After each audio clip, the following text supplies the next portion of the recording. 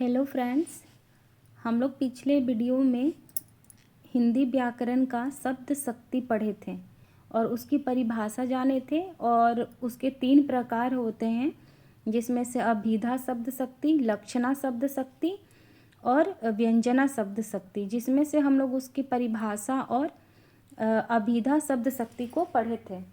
और आज हम लोग बाकी के 2 प्रकार, जो लक्षणा शब्द शक्ति है और व्यंजना शब्द शक्ति है, इसको पढ़ेंगे और इसको ट्रिक से समझेंगे अच्छे से। तो चलिए हम लोग शुरू करते हैं। देखिए, दूसरा है हमारा लक्षणा शब्द शक्ति, जिसको हम लोग आसान भाषा में समझेंगे। इसका परिभाषा है, देखिए, जब किसी शब्द का सीधा अर्थ ना समझकर उससे मिलता जुलता कोई दूसरा अर्थ समझते हैं तो वहाँ पर लक्षणा शब्द शक्ति होता है। जैसे कि रमेश तो शेर है। अब यहाँ पे लिखा है रमेश तो शेर है, रमेश तो शेर है, लेकिन इसको ये जो लिखा है कि रमेश एक जानवर है, इसके हिसाब से तो यही हुआ। तो ये इसको हम लोग नहीं समझेंगे कि रमेश तो शेर है मतलब वो जानवर है, उसको जानवर नहीं समझना है। रमेश बहुत बहादुर है, मतलब रमेश को शेर का तुलना करके उसको हम लोग बहादुर बता रहे हैं, ना कि शेर का नाम देके उसको एक जानवर बता रहे हैं। तो जो लिखा है उसको ना समझ के उससे मिलता जुलता दूसरा अर्थ समझेंगे कि रमेश को शेर से तुलना किया जा रहा है, शेर का नाम दिया जा रहा है, मतलब उसको बहादुर कहा जा रहा है। जैसे दूसरा है, मेरा घर गंगा पार है, तो मतलब कि मेरा घर गंगा पार, गंगा के धार पर बना है या गंगा में है, ऐसा इसको नहीं समझेंगे। मेरा घर गंगा के किनार पर है, मतलब गंगा किनार पे मेरा घर है, तो हम लोग इसको ऐसा ही समझेंगे। एक अलग सा उदाहरण लेते हैं। ये मान लीजिए कि हम यहाँ पे है मोहन तो गधा है, तो इसका मतलब ये नहीं है कि हम मोहन को गधा बता रहे हैं, जानवर बोल रहे हैं, नहीं। मोहन को गधा का तुलना देके हम लोग उसको बेवकूफ़ बता रहे हैं, मूर्ख बता रहे हैं। तो इस तरह से लक्षणा शब्द शक्ति वहीं पे होता है जहाँ पे शब्दों को सीधा सीधा ना समझकर दूसरा समझा जाए दूसरे तरह से। अब है व्यंजना शब्द शक्ति।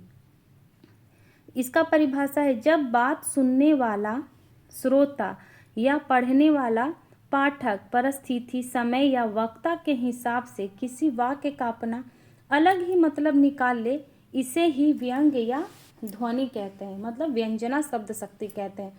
जैसे कि जो पढ़ रहा है वो या जो सुन रहा है वो अपने स्थिति से उसका अर्थ निकाल ले अपने हिसाब से, तो वहीं पे यह व्यंजना शब्द शक्ति होता है। जैसे सुबह के 8 बज गए हैं, तो ये तो बोला जा रहा है सुबह के 8 बज गए हैं, तो मतलब दफ्तर जाने वाले के लिए अब जल्दी करनी चाहिए। सुबह के 8 बज गए हैं, तो जो दफ्तर जा रहे हैं वो अपना अलग समझेंगे कि मुझे जल्दी करनी चाहिए।